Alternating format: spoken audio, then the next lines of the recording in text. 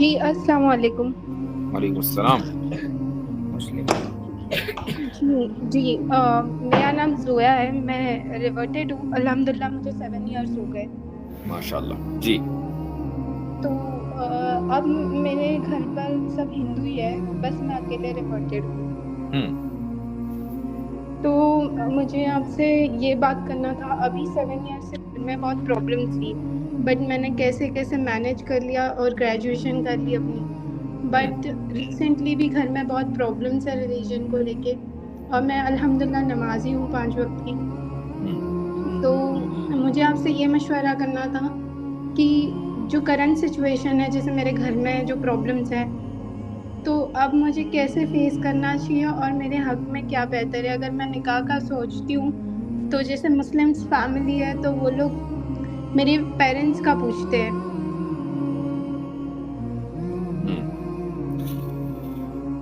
دیکھیں, آئی نو کہ یہ ایک سینسیٹیو میٹر ہے اور یہ 2 اور 2 4 کی طرح اس کا جواب نہیں دیا جا سکتا. آئی ڈونٹ نو کہ ایگزیکٹ سچویشن کیا ہے. 7 سال آپ نے صبر کیا ہے اور استقامت کے ساتھ, اسٹیڈ فاسٹنس کے ساتھ آپ یعنی دین پر جمی رہیں تمام گھر کے پریشر کے باوجود. تو سب سے پہلے تو یہ کہ میں آپ کے حق میں دعا گو ہوں اور تمام مسلمانوں سے گزارش کروں گا کہ وہ آپ کے لیے دعا کریں, آپ کی آسانی کے لیے. رہی یہ بات کہ آگے کا اسٹیپ کیا ہو, to be honest I have no idea. یہ ایک آپ کی بالکل پرسنل لائف ہے جس کو آپ کو جینا ہے. اور یہ بات یاد رکھیں کہ جب اللہ تعالی ہدایت دیتا ہے تو ہدایت کے ساتھ ساتھ کچھ امتحان بھی آتے ہیں. یہ امتحان بعض مرتبہ وقتی ہوتے ہیں, لیکن ایک تھوڑا سا لمبا کچھ چلتے ہیں امتحان, کچھ مختصر وقت کے لیے, لیکن یہ امتحانات ختم ہو جاتے ہیں, یہ ٹرائلز ختم ہو جاتے ہیں. یہ ایسا ہی ہے کہ جب ایک جہاز اڑتا ہے تو اڑتے وقت تھوڑا سا ٹربیولنس زیادہ ہوتی ہے. اس کے بعد جب وہ کروزنگ لیول پر آ جاتا ہے تو ٹربیلیشن ختم ہو جاتی ہے, یا کبھی کبھی تھوڑا سا ٹربیلنس ہوتی ہے, اور اس کے بعد جہاز اپنی منزل پہ پہنچ جاتا ہے. تو آپ نے اڑان بھری ہے, اور جب اڑان آپ نے بھری تو ظاہر ہے کہ کچھ نہ کچھ ٹربیلنس تو آئے گی. اب اس ٹربیلنس کا اگر آپ نے مقابلہ نہیں کیا اور آپ نے وہی لینڈنگ کر دی تو آپ اپنی منزل مقصود پر کیسے پہنچیں گے؟ آپ اپنے جہاں آپ کو پہنچنا ہے وہاں کیسے جائیں گے؟ کبھی نہیں پہنچ پائیں گے. آپ کو اس ٹربیلنس کو جھیلنا ہوگا, کلاؤڈ سے نکلنا ہوگا, اور ان بادلوں کے پریشر کو جھیل کر اس سے اوپر اڑنا ہوگا, تو جا کر آپ اپنی منزل پر پہنچیں گے. سمپل سی بات. اب یہ کام کیسے ہوگا؟ یہ ایک انسان جیسے کہ جہاز کا پائلٹ ہے, وہ جانتا ہے کہ مجھے کیسے اس جہاز کو اڑانا ہے, ڈیپینڈ کرتا ہے کہ اس کے پاس کون سا ایئر کرافٹ ہے. ایسے ہی آپ پائلٹ ہیں اپنی زندگی کے جہاز کی.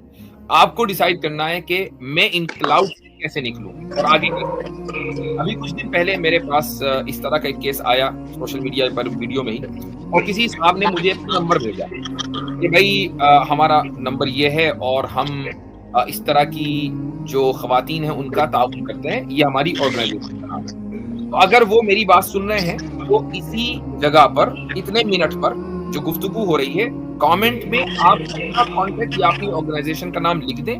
اور سسٹر میں آپ سے گزارش کروں گا کہ 2-4 دن کے بعد, 1 ہفتے کے بعد آپ اسی ویڈیو کو اسی جگہ دیکھیں اور دیکھیں کہ کامنٹ میں کسی نے آپ کو مینشن کیا ہوا یا نہیں, یا اپنا نوٹیفیکیشن آن کر لیں, اگر آپ کو مینشن کیا ہو تو آپ تک بات پہنچ جائے. باقی میں نہیں جانتا وہ کون صاحب ہیں, انہوں نے مجھ سے رابطہ کیا تھا, میں نے ان کا نمبر کو سیو نہیں کیا, آئی ڈونٹ نو. جی ٹھیک ہے. باقی ہم آپ کے لیے دعا کرتے ہیں, اللہ تعالیٰ آپ کے لیے آسانی کا معاملہ کرے اور آپ کے گھر والوں کو بھی ہدایت دے تاکہ آپ کی زندگی کے ساتھ گزرے. جی بس آپ سے دعا کی گزارش ہے. جی, اور اللہ میرے لیے آسانی کرے, اور نکاح میں بھی میرے حق میں آپ پلیز دعا کریے گا. انشاءاللہ اللہ تعالیٰ آسانی ضرور کرے گا, یہ اللہ تعالیٰ کا وعدہ ہے. ان مع العسر یسرا, کہ مشکل کے بعد آسانی ہے, مشکل کے ساتھ آسانی ہے, بلکہ ہر مشکل کے ساتھ 2 آسانیاں ہیں. سورہ الم نشرح اگر آپ قرآن کی کھولیں تو اس میں اللہ تعالیٰ نے کہا کہ ان مع العسر یسرا فان مع العسر یسرا, یعنی 2 مرتبہ کہا کہ عسر کے ساتھ, عسر کہتے ہیں مشکل کو, مشکل کے ساتھ آسانی ہے, مشکل کے ساتھ آسانی ہے. اور اس کی تحت مفسرین جو قرآن کے انٹرپریٹرز ہیں وہ یہ لکھتے ہیں کہ یہاں مشکل کا لفظ اگرچہ 2 مرتبہ ہے لیکن ایک مشکل مراد ہے، اور آسانی کا لفظ اگرچہ 2 مرتبہ ہے اور 2 ہی آسانیاں مراد ہیں، تو ہر مشکل کے ساتھ اللہ تعالیٰ نے 2 آسانیاں لکھی ہیں، تو آسانی تو ہوگی، یہ تو طے ہے۔